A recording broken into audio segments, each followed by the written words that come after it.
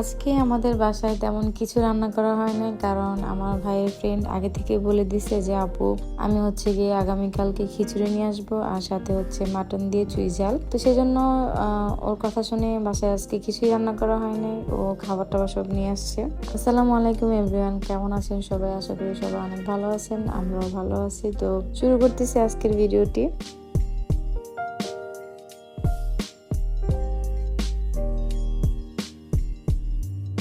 তো আজকে বাসায় রান্না বান্না না করে খুব ভিআইপি খাবার খাইতে পারতেছি, এটা হচ্ছে রিজিক আসলে।